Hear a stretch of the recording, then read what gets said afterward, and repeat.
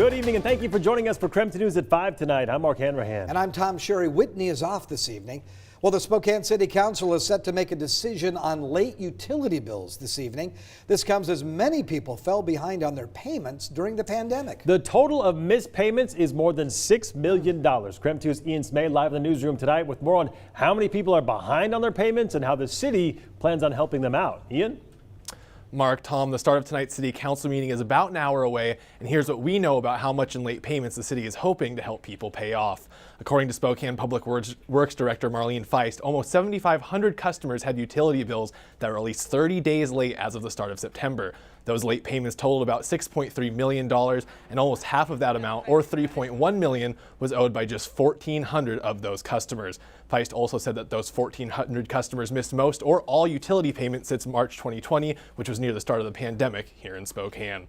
City Council President Brian Bagg says the statewide moratorium on utility shutoffs for past due bills ended at the end of September, and their resolution will basically extend that moratorium here locally until March 31st, 2022. That means people with past due bills have until then to either agree on a payment plan with the city or just pay those bills off. He added that another part of the plan the council will vote on includes wording that drops late fees for anyone who gets into a payment plan by the end of November. He did warn that if people don't catch up on those bills or get in a plan by the end of next March, shutoffs could happen, but the goal is to prevent people from having their water shut off. The city also has a U-Help program set up on their website to provide assistance for people struggling to pay those bills. Feist did specify that since those customers are still on the hook for the bills, it isn't seen as a loss of money for the city. We will be tracking that meeting tonight, and we'll have more on what the council decides in our shows later this evening. For now, in the newsroom, Ian Smay, KREM 2 News. All right, Ian, thank you very much. Well, a Spokane police officer accused of driving more than double the speed limit when he hit another car and injured the couple inside reached a plea deal today. Michael Brunner pleaded guilty to reckless driving nearly 2 weeks ago after reaching that deal with the prosecution. So in July of last year, Michael Brunner was charged with 2 counts of vehicular assault in connection to that crash that injured Lois and James Collins. Brunner was sentenced to 1 year probation and a $283 fine.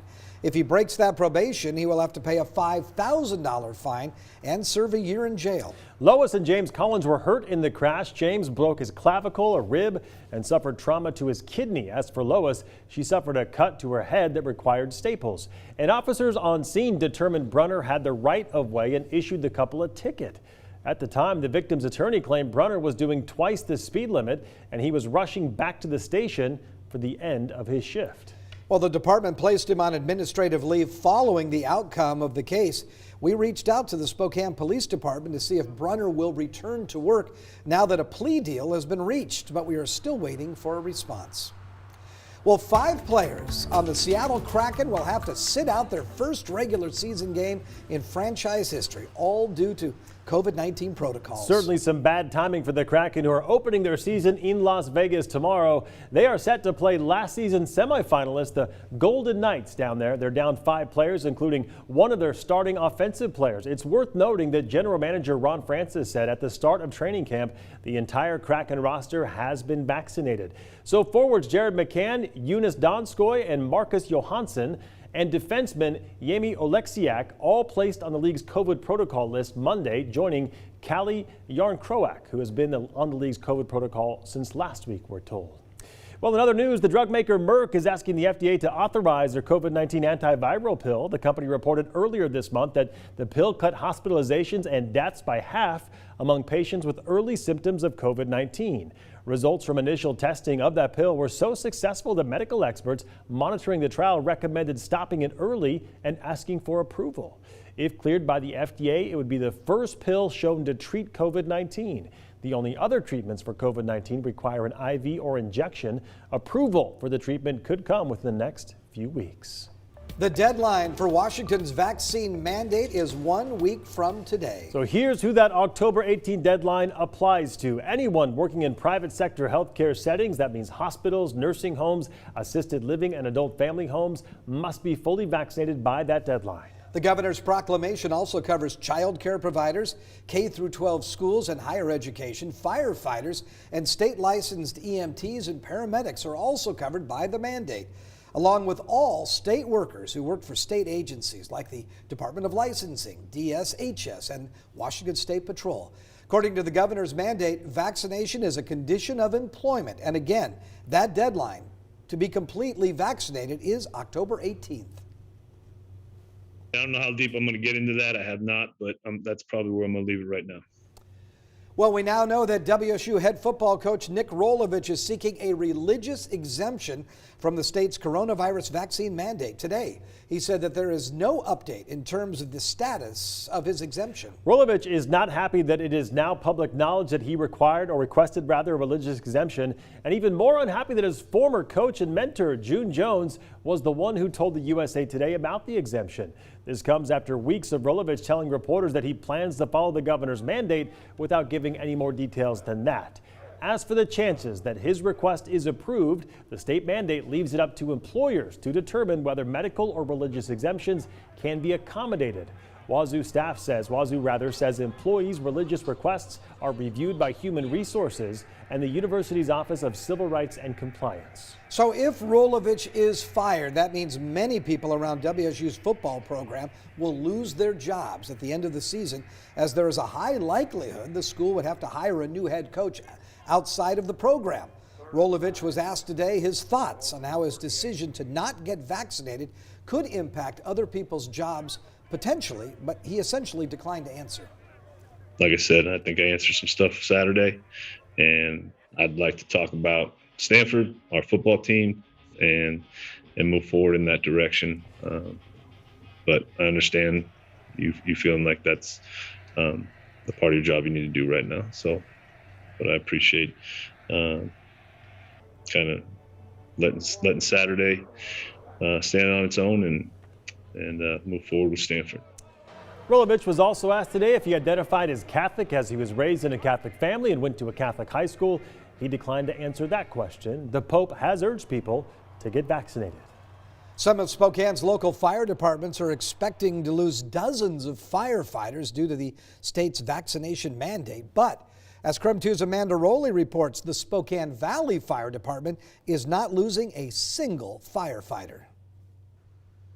The Spokane Valley Fire Department is ready for the deadline to comply with the state's vaccination mandate. The department has 176 uniformed personnel who fall under the state's mandate.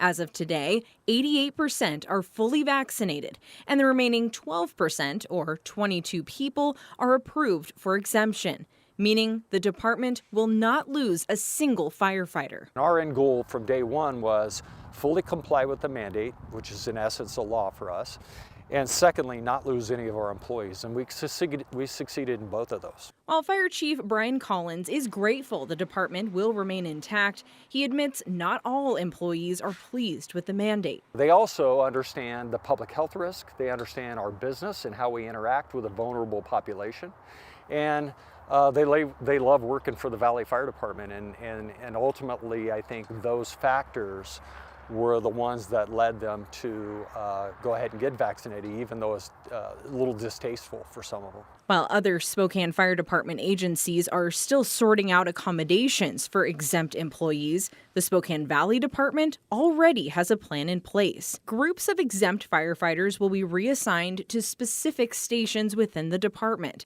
something they already do regularly. Those locations will manage daily COVID-19 testing for exempt personnel, and they must always wear an N95 mask while on duty. Chief Collins says these accommodations came about through an interactive process and thorough discussion with each employee and labor groups. It's really just a testament of the employees, what a great place it is to work, and everybody wanted to remain in their job and understood the challenges that we all had getting this thing implemented. In Spokane Valley, Amanda Rowley, KREM 2 News. Today, the Washington State's Hospital Association gave us their first initial estimate of just how many healthcare workers could be losing their jobs following the mandate. The first headline from the briefing is there has been an increase in the vaccination rate of hospital workers statewide. Overall, 88% of all doctors, nurses, and hospital workers are fully vaccinated. 12% of state hospitals workers are not meeting vaccination requirements right now. That percentage is a mix of people who are partially vaccinated, forgot to submit proof of vaccination, people waiting for vaccine exemption approval, and of course those who have chosen not to get the COVID vaccine. Right now they're estimating 2.2 to 5% will not be able to work after October 18th.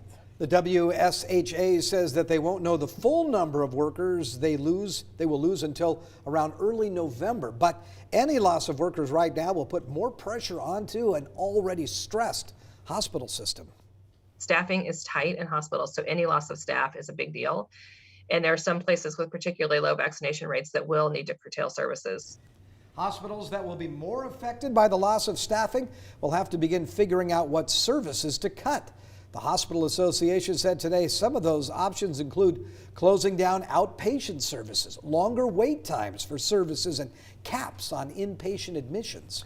And just moments ago, we received the report of vaccination rates across state agencies. We're breaking down that data right now. We'll have those latest numbers coming up on KREM 2 News at 6 tonight. Look, we know this is a lot of information. So for the latest information on the COVID-19 mandates and vaccination rates, just text us the word COVID to 509-448-2000, and we'll send that information directly to your phone. All right, let's turn now to weather, Tom, because you said the S word, and I mean that in S-N-O-W earlier today, because Wednesday morning we could see some. Yeah, well, that's what it's looking like. Right. The computer modeling is now showing that we could see some wet snowfall in the area and to the south of us as early as Wednesday morning. In the meantime, a beautiful day. Let's take a look now at the future tracker. Now, it's not for tomorrow. This is for Wednesday morning at 8 a.m. You see the kind of shades of purple right there? And you can see green indicates rain, the purple indicates snow. It extends pretty much from I-90 south into areas of the Palouse, and it continues that way through 10:30 in the morning. And again, you can see it's kind of a mix of snow and rain right over the Spokane area, and then just plain old rain by the afternoon hours. Gosh, what a lovely day. It's cool but lovely. 53 degrees, wind is out of the north at 7 miles per hour. We'll look for a cold, frosty night tonight, down to 27 degrees, and then a high tomorrow of 56, and we should see sunshine until the evening hours, and then we'll see some high clouds beginning to push in. I'm always looking at the weekend. 61 on Saturday, slight chance of showers on Sunday. I'll check the rest of your 7-day forecast coming up in just about 10 minutes. Sounds good. Tom just mentioned it. The weather is cooling down, but so is Spokane's housing market. Finally, after the break, we'll take a look at the winter housing market and while realtors are not concerned about the slowing in potential new buyers.